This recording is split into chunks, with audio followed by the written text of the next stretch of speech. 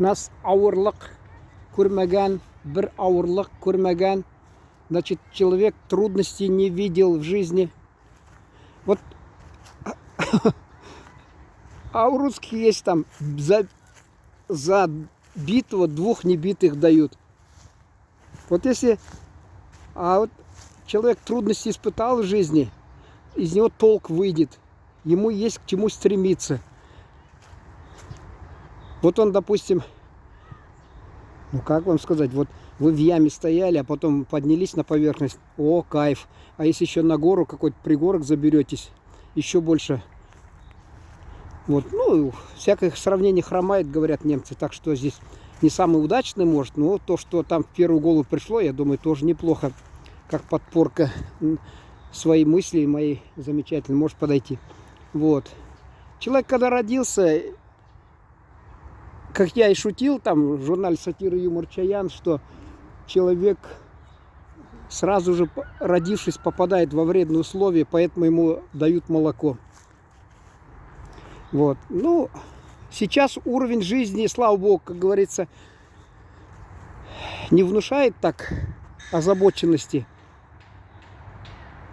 А было время, вот 90-е годы, вот я в газете публиковал материалы, истории всяких слышал, и у нас очень широкий круг общения был, и пришел мужик, почку свою предлагал, значит, объявление, чтобы написали, чтобы, потому что наехали на него, что ли, крутые, квартиру надо продавать, иначе не может отдать, он долг брал, вот, и хотел одну почку продать, для нас это было дико тогда, много что было.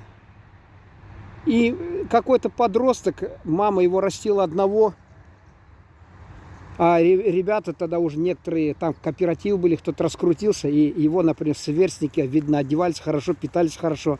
А он был уже, так сказать, среди них белой вороной. И вот он скандалил с мамой постоянно, та была скромной уборщицей где-то, получала крохи.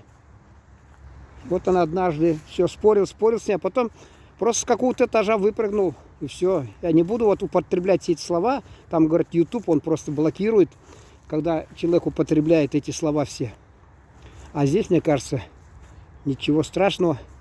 Не выход это.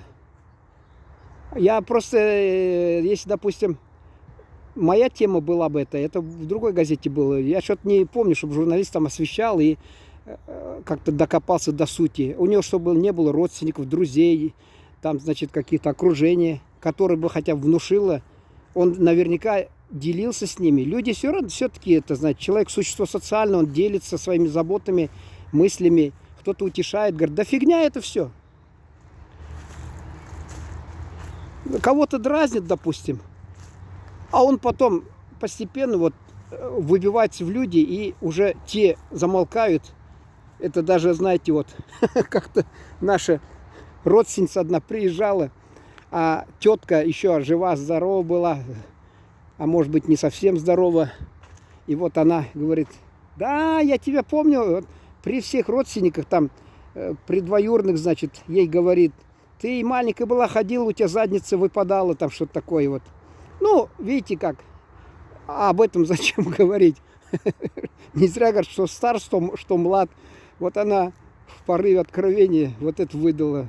Дело-то житейское, у каждого в жизни свои какие-то, знаете, вот от рождения человек, что-то у него там в детстве, то бывает, чем он меньше всего имеет оснований гордиться. Вот.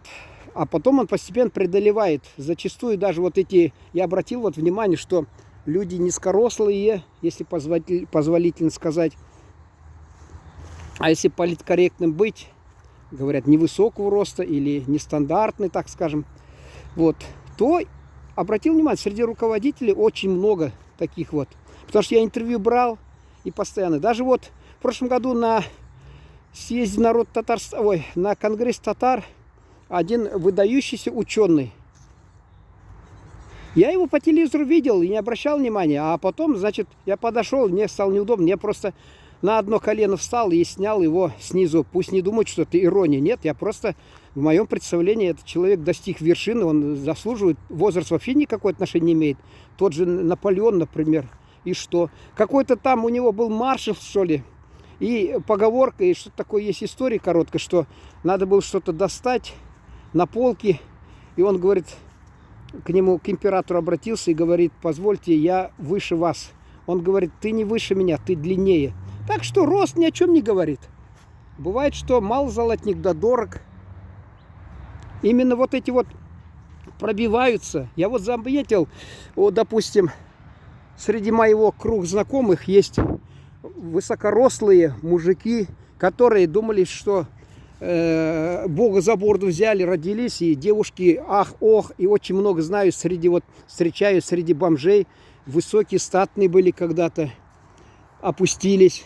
Или вот на скромной работе я знаю вот одного товарища, вот по месту жительства, высокий этот, он просто водитель, у него на муниципальном транспорте каком-то там копейки зарабатывает, а, так скажем говоря, касаясь сажень в плечах и прочее. Ну, когда девушка голову потеряла, о, какой он. А он, оказывается, кроме этого, как говорится, иногда говорят, вот, на одних там природа там трудится, на других потом на детях отдыхает. А здесь природа, видимо, постаралась, увлеклась, вылепила его, значит, внешние данные какие-то, а какие-то способности к чему-то, талант, уже сил не хватило у матушки природы, решил отдохнуть, видно. И вот они замуж выходят, а потом это сначала по одним параметрам выбирают, потому что все девушки вешаются на этого парня. И она решила отбить и радуется, да, вот, ей удалось, а потом кусает локти, значит, зачем я его выбрала? Вот тот, который невзрачный был, он, оказывается, смотри, что он пробился в начальники, разбогател, у них все круто, дом полный чаши. А у меня вот муж, что там, единственный внешний вид, на хлеб не намажешь. Вот.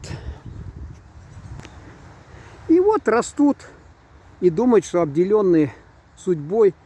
А потерпи, пройдет год, 5, 10, 15, и все может поменяться в жизни. Еще у Габдуллы Тукая, нашего классика замечательного, есть не менее замечательное стихотворение «Лестница». Там верхние ступеньки бахвалились и смеялись над нижними, а тут садовник подошел, перевернул лестницу и поставил как-то, и нижние стали верхними, верхними нижними. Бывает, что такие смены формации, там еще что-то такое, или просто, допустим, удача выносит на поверхность кого-то наверх. Так что все меняется, все течет, все изменяется. И то, что на данный момент, вот, допустим, в момент старта кто-то не настолько облагодетельствован, скажем так, улыбкой судьбы, впоследствии не исключено, он хоть ценить это будет, понимаете? Ценить он будет, он с трудом добился, пробился, он это ценит. Вот замечено, кстати, вот дети вот этих олигархов, там, папаня где-то крутился, еще как-то, я знаю, каких-то вот богатеньких Буратино. Он говорил, я макулатуру собирал, сдавал, я, говорит, бутылки сдавал, там крутился, вертелся, с нуля начинал, потом, значит, разорялся, бывало иногда по разным причинам, потом опять поднимался. И он гордился собой и радовался, что вот это добыл. Как мой брат покойный, царство небесное, в пригороде Одессы, он 40 тысяч тогда его дом стоил, из ракушняка сам построил, и говорит, каждый кирпич моими руками согрет. Не хотел уезжать потом. Вот, и ценит он это. А дети не ценят, потому что они родились. Это как человек родился с органами зрения, слуха, обоняния, осязания и думает, а это что такого ценного? А если бы человек родился без чего-то из них, да, а потом в процессе жизни это у него появилось бы, он бы несказанно был бы рад. Вот. Не зря говорится в народе, что имеем, не храним, потерявши плачем, и человек не свойственно, значит, очень многим не свойственно ценить, что есть, а стремиться к другому. Вот, время тут заканчивается. Опа, сейчас закончится время. Если тема вам понравится, мы, конечно, будем продолжать эту тему обязательно. Постараемся что-то еще нарыть поинтереснее. Вот, а пока все. Полюбуйтесь просто на природу. Лепота и все.